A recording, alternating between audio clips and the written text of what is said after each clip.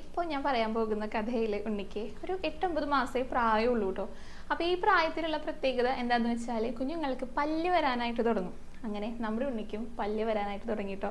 ആ ഒരു കഥയാണ് പറയാനായിട്ട് പോകുന്നത്. ഒരു ദിവസം നമ്മുടെ ഉണ്ണീനെ യശോദാമ്മ ഇങ്ങനെ മടിയിലിരുത്തിയിട്ട് പാല് കൊടുക്കുക. അപ്പോൾ പാല് കൊടുക്കുന്ന സമയത്ത് നന്നായി കൊഞ്ചിക്കുന്നുണ്ട്, ഉണ്ണീനെ ലാളിക്കുന്നുണ്ട്. അങ്ങനെ സ്നേഹത്തോടെയുള്ള ആ ഒരു പാല് കൊടുക്കുന്ന രംഗമാണ്. ഉണ്ണിയാണെങ്കിലോ വായിൽ നിറയെ പാലെടുത്ത് ഇങ്ങനെ കുടിച്ചുകൊണ്ടിരിക്കുക. അങ്ങനെ ഉണ്ണിക്ക് പാല് കുടിച്ചിട്ട് ഉറക്കം വന്നു. വന്നപ്പോൾ ഉണ്ണി ഇങ്ങനെ കോട്ടുവാ ഇടാനായിട്ട് തുടങ്ങി കേട്ടോ. അപ്പോൾ വായിൽ ഇങ്ങനെ നിറയെ പാല് വെച്ചിട്ട് ഇങ്ങനെ കോട്ടുവാ ഇടുന്നേ. അപ്പോൾ ഈ വായ ഇങ്ങനെ തുറക്കുന്നത് കണ്ടപ്പോൾ യശോദാമ്മ ഒന്ന് വെറുതെ ആ വായിലേക്ക് ഒന്ന് നോക്കിയപ്പോൾ യശോദാമ്മ ഞെട്ടിപ്പോയിട്ടോ. കാരണം ഉണ്ണിയുടെ വായിൽ ഈ ഭൂലോകം മുഴുവനും സ്വർഗവും ഒക്കെ യശോദാമ്മ കണ്ടപ്പോൾ യശോദാമ്മയ്ക്ക് ആകെ പരിഭ്രമായി. ഉണ്ണിക്ക് എന്തോ വയ്യായികയുണ്ട്, ഉണ്ണീനെ ആരോ ഉപദ്രവിച്ചിട്ടുണ്ടെന്നൊക്കെ യശോദാമ്മയ്ക്ക് തോന്നിയതേ.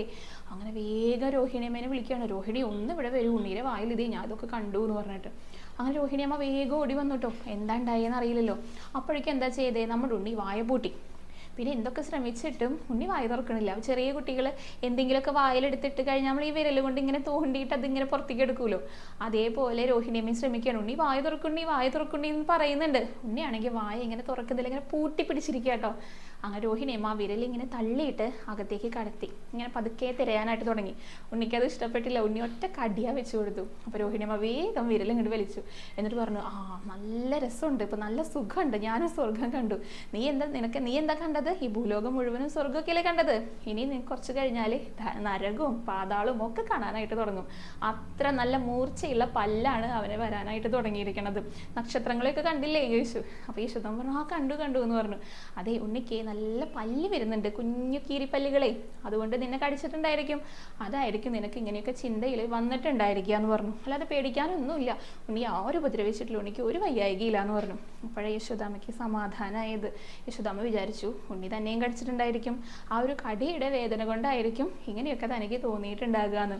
അല്ലാതെ തൻ്റെ മടിയിലിരിക്കുന്ന ഈ കുഞ്ഞുണ്ണി ഭഗവാനാണെന്നോ, ഈ ഭൂമി മുഴുവൻ, ഈ ലോകം മുഴുവൻ, ഈ പ്രപഞ്ചം മുഴുവൻ ഭഗവാന്റെ വായ്ക്കുള്ളിലാണെന്നോ ഒന്നും മനസ്സിലാക്കാനായിട്ട് യശോദാമ്മയ്ക്ക് അപ്പോൾ സാധിച്ചില്ല എന്നാണ് പറയുന്നത്.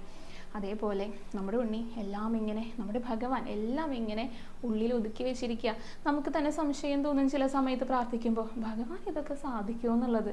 അതെല്ലാം വെറും സംശയമാണ് കേട്ടോ. ഭഗവാന് സാധിക്കാത്തതായിട്ട് ഒന്നും തന്നെയില്ല. നമ്മളെപ്പോഴും വിശ്വസിച്ച് പ്രാർത്ഥിച്ചുകൊണ്ടിരിക്കുക. അതിനുള്ള സമയമാകുമ്പോൾ തീർച്ചയായിട്ടും നമ്മുടെ ആഗ്രഹം ഭഗവാൻ സാധിപ്പിച്ചു തരും കേട്ടോ.